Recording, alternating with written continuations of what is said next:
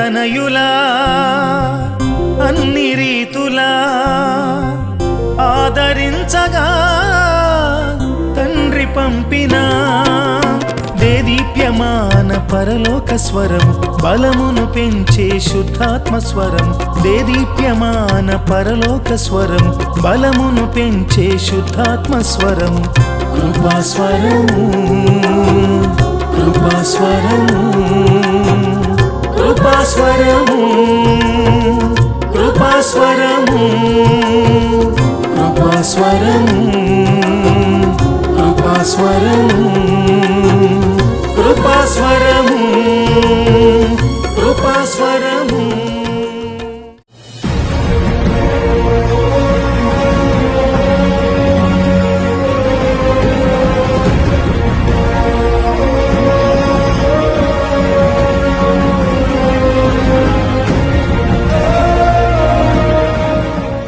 జీవించగలనా? ఇక నేను బ్రతకగలనా? చచ్చిపోవడమే కారణమా? నీ సమస్యకు చాలా పరిష్కారం నీవు అనుకుంటున్నావా?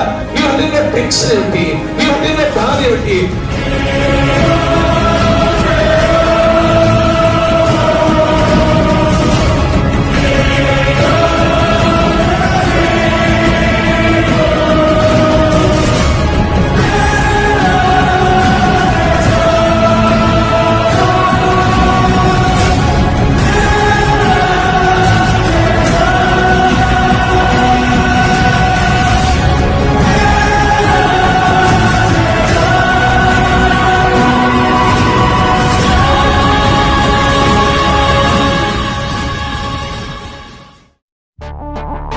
రండి, దేవుడు చేయు అద్భుత కార్యములను చూడండి.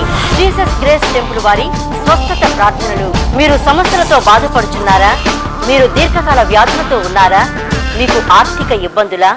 మీరు సంతానం లేక ఉన్నారా? ఉద్యోగం లేక బాధపడుచున్నారా? మీరు ఆత్మీయతలో అభివృద్ధి పొందాలనుకుంటున్నారా? అయితే రండి. ప్రతి బుధవారం ఉదయం 10 గంటల నుండి మధ్యాహ్నం 1 గంట వరకు తైల అభిషేక స్వస్థత ప్రార్థనలు జరుగును. మనం అందరం కలిసి ప్రభువును మహిమపరుద్దాం. బుధవారములలో పాల్గొని ఎంతో మంది మేలు పొందుతున్నారు కనుక మీరు రండి. దైవజనులు మీ కొరకు ప్రార్థించెదరు. మా address pastor Mallisetti Moses, Jesus grace temple, ASHA function hall road, Patamata, Vijayawada 10. Cell 9392871234. రండి, ప్రభువు చేయు అద్భుత కార్యములను చూడండి. జీసస్ గ్రేస్ టెంపుల్ వారి స్వస్థత ప్రార్థనలు. మీరు సమస్యలతో బాధపడుచున్నారా? మీరు దీర్ఘకాల వ్యాధులతో ఉన్నారా? మీకు ఆర్థిక ఇబ్బందులా? మీరు సంతానం లేక ఉన్నారా? ఉద్యోగము లేక బాధపడుచున్నారా? మీరు ఆత్మీయతలో అభివృద్ధి పొందాలనుకుంటున్నారా? అయితే రండి. ప్రతి బుధవారం ఉదయం 10 గంటల నుండి మధ్యాహ్నం 1 గంట వరకు తైల అభిషేక స్వస్థత ప్రార్థనలు జరుగును. మనం అందరం కలిసి ప్రభువును మహిమపరుద్దాం. బుధవారములలో పాల్గొని ఎంతో మంది మేలు పొందుచున్నారు కనుక మీరు రండి. దైవజనులు మీ కొరకు ప్రార్థించెదరు. మా address pastor Mallisetti Moses, Jesus grace temple, ASHA function hall road, Patamata, Vijayawada 10. Cell 9392871234. రండి, ప్రభువు చేయు అద్భుత కార్యములను చూడండి. జీసస్ గ్రేస్ టెంపుల్లో ప్రతి ఆదివారం ఉదయం 7 గంటల నుండి 9:30 వరకు బలమైన వర్తమానముతో శక్తివంతమైన ఆరాధన జరుగును. మీరు ఏ విధమైన సమస్యలతో ఉన్నా దైవజనులు మీ కొరకు ప్రత్యేకంగా ప్రార్థించెదరు. మనమందరము కలిసి ప్రభువును ఆరాధించి మహిమపరుద్దాం. అలాగే ప్రతి బుధవారం ఉదయం 10:30 నుండి 12:30 వరకు తైలాభిషేక స్వస్థత ప్రార్థనలు జరుగును. 7 బుధవారములు పాల్గొని అనేకులు స్వస్థత మరియు అనేక సమస్యల నుండి విడుదల మరియు ఆత్మీయ మేలులు పొందుచున్నారు. మీరు తప్పక పాల్గొనండి. దైవజనులు మీ కొరకు ప్రత్యేకంగా ప్రార్థించెదరు.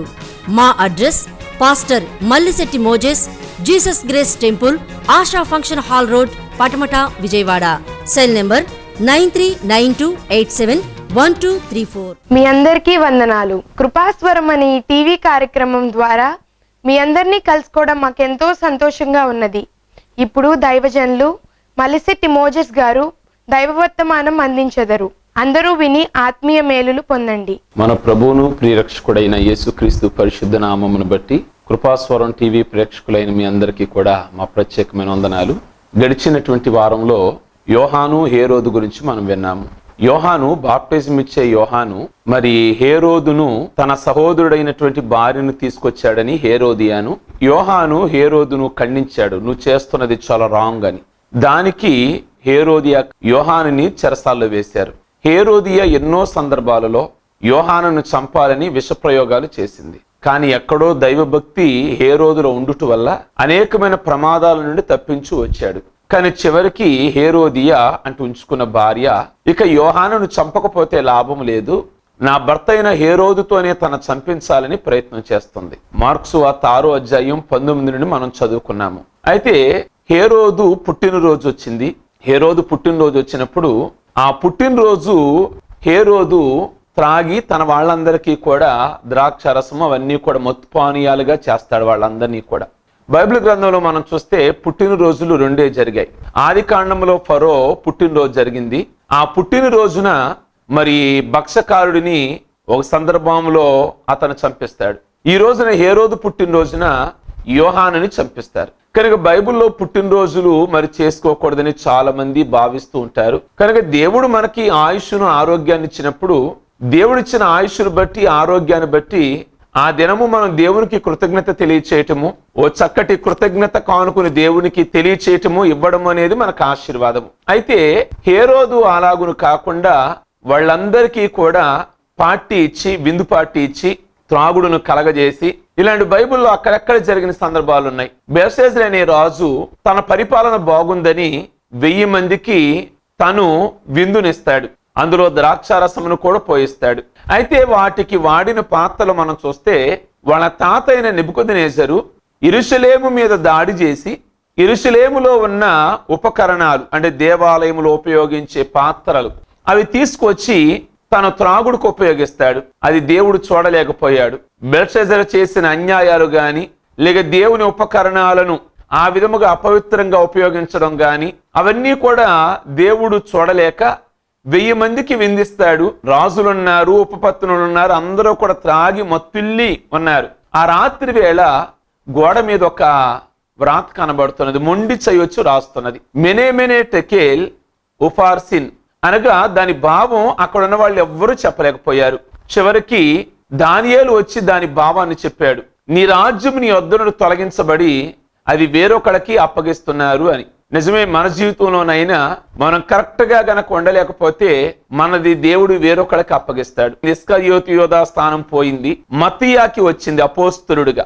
అలాగే అహష్వేరోషు భార్య అయినటువంటి వస్తి సరిగ్గా తన భర్త మాట వినలేదని తన రాణి సింహాసనాన్ని పోగొట్టుకుంది, అది ఎస్తేరుకు వచ్చింది.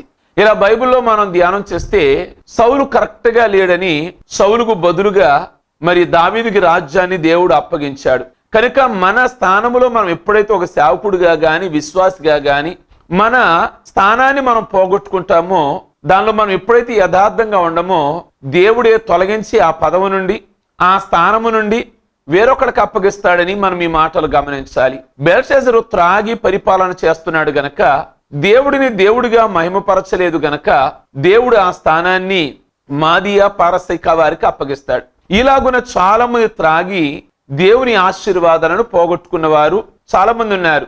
బైబిల్ గ్రంథంలో సామెతల్లో 31వ అధ్యాయము 4-5 వచనాలు చదివితే సొలొమోను తల్లి అంటే లెమూయేలు అని కూడా ఆయనకు పేరుంది. లెమూయేలు తల్లి అతనికి సొలొమోనుకు ఒక ఉపదేశం చేస్తుంది. అయ్యా, నువ్వు రాజువి, నువ్వు రాజ్యాన్ని ఏలావి, కనుక రాజ్యాన్ని ఏలే వాళ్ళకి ద్రాక్షారసం త్రగదు, ఎందుకంటే వారు కట్టడలను మరిచిపోతారు, కనుక త్రాగని ఎడల అన్ని కూడా మరిచిపోతారు, మెదడు పనిచేయదు అన్నట్లుగా చెప్పింది. అవును, లోతు విషయంలో కూడా త్రాగి తన కూతులతోనే అతను పాపం చేశాడు. ఎవరు అన్నది కూడా మరిచిపోయాడు. చాలా మంది త్రాగిన వాళ్ళు త్రాగక ముందు మార్నింగ్ చాలా ఆఫీసర్సే చాలా చక్కగా ఇన్సర్ట్ చేసి అఫీషియల్ గా జాబ్కి వెళ్ళి తల కూడా పైకెత్తని వాళ్ళు నైట్ అయ్యేసరికి త్రాగి రోడ్లు కూడా మరిచిపోయే వాళ్ళు ఉన్నారు. వాళ్ళు ఎటు తోలుతున్నారో కూడా అర్థం కాని వాళ్ళు ఉన్నారు. లెమూయేలు తల్లి చెప్పింది, కట్టడలు మరిచిపోతారని. కట్టడలు కాదు, రూటులే మరిచిపోతారు, మనుషులను కూడా మరిచిపోతారు, విషయాలను కూడా మరిచిపోతారు. ప్రియా దేవుని బిడలారా, నోవాహు ఎంత యథార్థత కలిగిన వాడు, చివరికి త్రాగి కాదు తన వస్త్రాలు ఉన్నాయో లేదో కూడా మరిచిపోలేదా? కనుక వస్త్రాలు మర్చిపోతారు, రూటులు మర్చిపోతారు, లేక ఎవరు ఏమవుతారో కూడా మర్చిపోతారు అని లెమూయేలు తల్లి చెప్పుది కదా. అలాగనే ఈ రోజున హేరోదు తాగాడు. ఇది కరెక్ట్ అయిన సమయం అనుకుంది హేరోదియా. ఎందుకంటే యోహానుని ఏ విధంగానైనా చంపాలి, ఎన్నో విషప్రయోగాలు నేను చేశాను కనుక అతన్ని చంపడము నాకు కుదరట్లేదు, నా భర్త అయినటువంటి హేరోదుతోనే చంపేయాలి అని అనుకున్నది. అయితే ఆ విందు ఏర్పాటు చేసినప్పుడట మరి చక్కగా అందరూ కూడా క్రిందున్నటువంటి అధిపతులు, అధికారులు, రాజులు, రాణులు అందరూ కూడా అక్కడ కూర్చొని ఉండగా హేరోదియాకు కూతురుంది, ఆవిడ పేరు సలోమి. అంటే యాకోబు యోహాను తల్లి అయిన సలోమి ఉంది, ఆవిడ కాదు సుమ. ఈవిడ హేరోదియా కూతురైన సలోమి, యవనస్తురాలు. తన తండ్రి పుట్టినరోజు వచ్చింది కదని ఆవిడ డాన్స్ చేయడం ప్రారంభించింది, నృత్యం చేయడం ప్రారంభించింది. అది ఒక మాటలో చెప్పాలి అంటే అశ్లీలత కలిగినటువంటి డాన్స్, అంటే అర్ధనగ్నంగా వేసే డాన్స్. ఆ దినాలలో మరి ఎలాగుండేది అంటే క్లబ్బుల్లో డాన్స్ వేయడం అనేది వేశ్యలు, వ్యభిచారులు వేసేవాళ్ళు. అనగా మొదటిగా డాన్స్ వచ్చి ఉండాలి, ఒక వేశ్య వ్యభిచారికి డాన్స్ వచ్చి ఉండాలి. వచ్చిన వాళ్ళందరినీ కూడా వాళ్ళు సంతృష్టి పరచాలి అంటే ఒక హేరోదియా సలోమికి తన యవనస్తురాలైన బిడ్డని మంచి గాడిలో పెట్టవలసింది ఈ విధమైన డాన్స్ నేర్పిస్తున్నదా? కనుక ఈ రోజున ఎంతమంది అటువంటి డాన్స్ చేస్తుంటే అశ్లీలత అంటారు కదా, అనగా అర్ధనగ్నంగా అంటే వస్త్రాలు ఉండి ఉండకుండా డాన్స్ చేస్తుంటే ఎంతమంది తల్లిదండ్రులు ఆవిడ ఆ సినిమాలో కనబడుతున్నది మా అమ్మాయే అని ఎలా చెప్పుకోగలుగుతున్నారు? ఎంత బాధ కలిగే విషయము ప్రియా దేవుని బిడలారా, అతిశయించడానికి తగిన విషయం కాదు కదా. ఏ విధంగా నా కూతురు అని చెప్పగలుగుతున్నారు? కనుక సమాజము ఏ విధంగా ఉన్నది అంటే అలాంటి ప్రదర్శనిస్తున్నప్పటికీ కూడా గర్వించదగినటువంటి రోజులు అయిపోయాయి. కనుక సలోమి ఆ విధంగా డాన్స్ చేస్తుంటే దావీదు అంటాడు ఒక మాట, ఏమన్నాడు అంటే మా పిల్లలు ఏ విధంగా ఉన్నారు అంటే మా కుమారులు ఎదిగిన మొక్కల వలె ఉన్నారు. మా కుమార్తెల విషయానికి వస్తే నగరకై చెక్కబడిన మూల స్తంభాల వలె ఉన్నారు. నగరికి నగిషీ పనితో చేయబడిన స్తంభాలు ఉంటాయి కదా, అవే కదా నగరానికి అందం. మా కుమార్తెలు నగిషీ పనిగా అంటే అలా శిల్పకారుని చేతిలో చెక్కబడ్డారు. అంటే మా పిల్లలు అంత అందంగా ఉన్నారు. యొఫ్తా కూతురు మన విషయానికి వస్తే అలాంటి కూతురే యొఫ్తా కూతురు, అనగా నగిషీ పనితో చేయబడినది, అనగా చక్కటి స్తంభముగా ఉన్నది. యొఫ్తా కూతురు ఏ విధంగా ఉన్నది అంటే యొఫ్తా ఒకానొక విషయంలో అమ్మోనీయుల మీదకి యుద్ధానికి వెళ్తాడు. యొఫ్తా న్యాయాధిపతి, దేవుడు ఏర్పాటు చేసుకున్నాడు యొఫ్తాని, దేవుని చిత్తాన్ని నెరవేర్చడానికి నిలబడిన వ్యక్తి యొఫ్తా. అయితే యొఫ్తా అతను ఒక వేశ్య కుమారుడు, అమ్మోనీయుల మీదకి యుద్ధానికి వెళ్తుంటాడు. ఈ యొఫ్తా అనుకున్నాడు, నాకే గనక అమ్మోనీయుల మీద గనక జయం కలిగితే నేను వచ్చేటప్పుడు నా గుమ్మములో నుండి ఏదైతే ఎదురొస్తుందో నాకు దానిని దేవునికి అర్పణగా బలిగా అర్పిస్తాను అని అంటాడు యొఫ్తా. ఆ అన్నమాట బాగానే ఉన్నది, కాస్త తన భార్యతోనూ తన కుమార్తెతోనూ చెప్పుంటే బాగుండేది. నేను ఇలా అనుకున్నాను మనసులో, ఏదైతే బలిగా ఆ గుమ్మంలో నుంచి వస్తుందో నేను విజయంతో వచ్చేటప్పుడు ఆ దేవునికి బలి అర్పిస్తాను అంటే బాగుండేదేమో. కానీ అనుకున్నది ఎవరితో చెప్పలేకపోయాడు. కొన్ని సందర్భాలలో మన ప్రార్థనలో మురుకుబడి ఉండాలి. నీవు గనక నాకు ఇలా చేస్తే ప్రభువా నీ కొరకు నేను కానుకిస్తానో, లేక నీ కొరకు నేను ఇలా చేస్తానో, మన ప్రార్థన కేవలం ఒట్టి ప్రార్థన కాకుండా మన ప్రార్థనలో మురుకుబడి ఉండాలి. మీరు గమనిస్తే యాకోబు ఇంటికి దూరం అయిపోతాడు. ఒకానొక వేళ వెళుతూ మామగారి దగ్గరికి వెళతాడు. అతని చేతిలో ఏమీ లేదు, కేవలం ఒక ఎండిన కర్ర ఉన్నది. అప్పుడు అనుకుంటాడు, ఏ రోజు నేను ఇల్లు విడిచిపెట్టలేదు, నా మేనమామ దగ్గరికి నేను వెళ్తున్నాను, అక్కడ తినడానికి ఆహారమును కట్టుకోవడానికి వస్త్రమును గనక నీవిస్తే నేను ఇదే రూటులో గనక వచ్చేటప్పుడు ఈ రాత్రి తలగడగా చేసుకున్నా కదా ఈ రాయిని పెట్టి నేను చక్కటి మందిరం కడతాను, అంతేకాదు నా రాబడి అంతట్లో కూడా 10వ భాగాన్ని ఇస్తాను అని అంటాడు. మ్రొక్కుబడితో కూడిన ప్రార్థన చేశాడు. దేవుడు ఆ ప్రార్థన, బేతేలులో చేయబడిన ప్రార్థన విన్నాడు. వెళ్ళిన తర్వాత 20 ఏళ్లలో అన్ని విధాలా దీవించాడు. తినడానికి ఆహారమే కాదు, కట్టుకోవడానికి వస్త్రాలే కాదు, భార్యలు, పిల్లలు, మరి పనివాళ్ళు అనేకులను దేవుడు యాకోబుకి ఇవ్వలేదా? మొక్కుబడితో కూడిన ప్రార్థన. యొఫ్తా కూడా ఇక్కడ మొక్కుబడితో కూడిన ప్రార్థన చేశాడు. నేను వెళతే గనక, విజయం ఇస్తే గనక, నేను వచ్చేటప్పుడు నా ఇంటిలో నుండి ఏదైతే వస్తుందో దానిని నీకు బలిగా అర్పిస్తాను అని. సరే వెళ్ళాడు. అమ్మోనీయుల మీద అద్భుతకరమైన విజయాన్ని దేవుడు ఇచ్చాడు. వస్తూ ఉండగా చాలా మంది కేకలు వేస్తున్నారు. ఈ యొఫ్తా గుండెలు కూడా సంతోషంతో నిండిపోయాయి. ఆనందాన్ని తట్టుకోలేకపోతున్నాడు. విజయంతో వస్తూ ఉన్నాడు. అయితే ఆ విషయం ఎవరో చెప్పారు ఇంట్లో. నీ భర్త వస్తున్నాడని యెఫ్తా భార్యకి చెప్తే యెఫ్తా భార్య ఆ పని వ్యవహారాల మీద ఉన్నది. కూతురికి చెప్పారు, మీ డాడీ వస్తున్నాడు, విజయాన్ని సంపాదించి వస్తున్నాడని. ఈ అమ్మాయి ఏమనుకున్నది అంటే, గుమ్మములో ఉండాలి, నా తండ్రికి నేను స్వాగతం పలకాలి అనుకున్నది. పాపం ఈ అమ్మాయికి తెలియదు. ఏమని అంటే, తన తండ్రి మనసులో అనుకున్నాడు, గుమ్మములో ఏదైతే వస్తుందో, నాకు ఎదురు ఏదైతే కనబడుతుందో దానిని దేవునికి బలిగా అర్పించాలి అని అనుకున్న విషయం ఈ అమ్మాయికి తెలియదు. గుమ్మం పట్టుకొని నుంచున్నది. అది రోడ్డు సోల ఇల్లు. మరి ఏమో తిన్నగా వస్తున్నాడు యెఫ్తా. వెంటనే కుప్పగూలిపోయే పరిస్థితి. వస్త్రాలన్నీ కూడా చించేసుకున్నాడు. ప్రక్కనున్న వారికి అర్థం కావటం లేదు. ఇప్పుడు దాకా నవ్వుతూ ఉన్నాడు యెఫ్తా న్యాయాధిపతి. మనందరికి విజయాన్ని అందించాడు. ఏంటి ఇంత వేదనకు గురైపోయాడు, ఏమిటి ఇంత ఆందోళనకు గురైపోయాడు అని అడిగితే అప్పుడు చెప్పాడు. ఏమని అంటే, ఇంటిలో నుండి ఏమైతే వస్తుందో దానిని నేను దేవునికి బలిగా ఇవ్వాలి అనుకున్నాను. తీరా చూస్తే ఒక్కగానొక కూతురు. బైబిల్లో ఉన్నది కదా, తనకట ఇంకా కొడుకులు లేరట, ఇక మిగతా కూతురులు కూడా లేరట. ఒకే ఒక కూతురు ఉందట. కనుక ఆ కూతురు కూడా ఎన్ని మొక్కుబడులు చేసుకుంటే పుట్టిన అమ్మాయో, ఎన్ని దివారాత్రులు ప్రార్థన చేస్తే, ఎన్ని వ్రతాలు చేస్తే పుట్టిన అమ్మాయో. కనుక ఇప్పుడు ఆ పుట్టిన అమ్మాయిని దేవునికి ఇవ్వాలి కదా. అమ్మాయికి చెప్పాడు యెఫ్తా, అమ్మా మరి నేను దేవుడి సన్నిధిలో ఈ విధంగా అనుకున్నాను, తీరా నువ్వు వచ్చావు అని అంటే, ఆ అమ్మాయి యెఫ్తాని మించిన అమ్మాయి, తండ్రిని మించిన తనయురాలు అన్నది. డాడీ నాకు 2 నెలలు అవకాశం ఇవ్వండి, నేను కొండకు వెళ్ళి నేను ప్రార్థన చేసుకొని దుఃఖించి వస్తాను, ఆ తర్వాత నన్ను అనుకున్న విధంగానే దేవుడికి బలి ఇవ్వండి అంది. యెఫ్తా తన కూతురుకు 2 నెలలు గడువు ఇవ్వగా ఆవిడతో పాటు కొంతమంది చెలికత్తులు వెళ్ళారు కొండ మీదకి. 2 నెలలు ప్రలాపించింది. తదుపరి రాగా యెఫ్తా తన కూతురుని బలిచ్చినట్లుగా ఈ రోజు కూడా ఇశ్రాయేలీలలో వివాహము కాని వాళ్ళు 4 దినాలు ఆవిడని జ్ఞాపకం చేసుకుంటారు. మంచి యవనస్తురాలు. ఇందాక అన్నాడు కీర్తనగాడు, మా అమ్మాయిలు ఎలా ఉన్నారు అంటే నగరకు చెక్కబడిన మూల కంబములాగా ఉన్నారు, భక్తిలో నెంబర్ 1గా ఉన్నారు, మా కొడుకు ఎదిగిన మొక్కల్లాగా ఉన్నారు అన్నాడు. కానీ హేరోదియ కూతురు సలోమి అర్ధనగ్నంగా అశ్లీలత కలిగినటువంటి డాన్స్ చేస్తే ఒక తండ్రి సంతోషిస్తాడా? ఒక హేరోదు సంతోషిస్తాడా? చూడండి. కనుక అతడు ముగ్ధుడై, ఆ డాన్స్ కు ముగ్ధుడై ఒక మాట అన్నాడు, అమ్మ నీకేం కావాలో కోరుకో, నీకు అది ఇస్తాను అన్నాడు. అందరి మధ్యలో రాజ్యములో సగం ఏమైనా కావాలా, లేక ఏమైనా డబ్బు ఏమైనా కావాలా, లేక నీకు ఇష్టమైన వాడిని ఏమన్నా తీసుకొచ్చి పెళ్లి చేయమంటావా అని అడుగుంటాడు. కనుక ఈవిడ వెంటనే ఏం కావాలో కోరుకోమనేటప్పుడు సహజంగా కాస్త ఆలోచన చేసి అడగాలి. ఏశావు ఆకలితో వస్తాడు ఇంటికి. వచ్చినప్పుడు తమ్ముడు యాకోబు చిక్కుడుగాయ కూర వండుతూ ఉంటాడు ఇంట్లో. అప్పుడు ఏశావు ఆకలేస్తుందిరా, ఆ కూర నాకు ఇవ్వరా అని అడిగాడు. అడిగితే అతను అంటాడు కదా, మరి నీవు నాకేమైనా ఇస్తే నేను ఈ కూర ఇస్తాను అన్నాడు. ఏశావు అన్నాడు, ఏం కావాలి అన్నాడు. నీ జ్యేష్ఠత్వం కావాలి. కనుక మనం మాట్లాడేటప్పుడు చాలా జాగ్రత్తగా మాట్లాడాలి.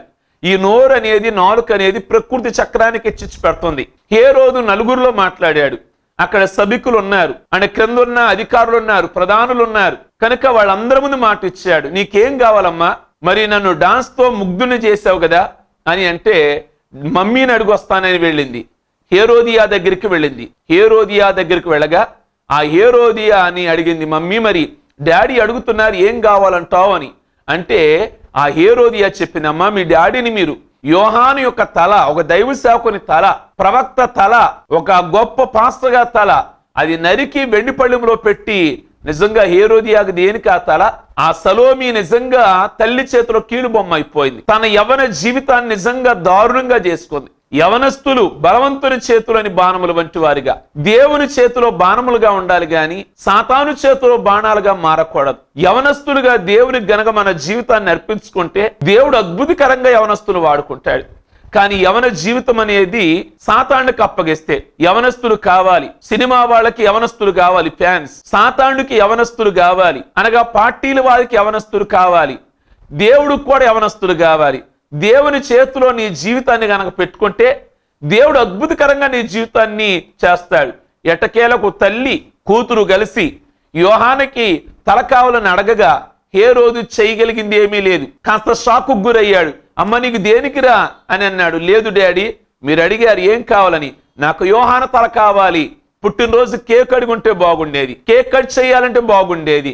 కానీ యోహాను తల కట్ చేశారు. యోహాను తల వెండి పళ్ళెంలో పెట్టారు. ఎంత దారుణానికి వడగట్టారండి. యోహానుని చంపేశారు. కానీ యోహానుని చంపేశామే అనుకున్నారు కానీ యోహానుని చంపారు కానీ యోహాను స్వరాన్ని చంపలేదుగా. ఆనాడు యెజబెలు ఏలియా లేకుండా చేయాలనుకుంది.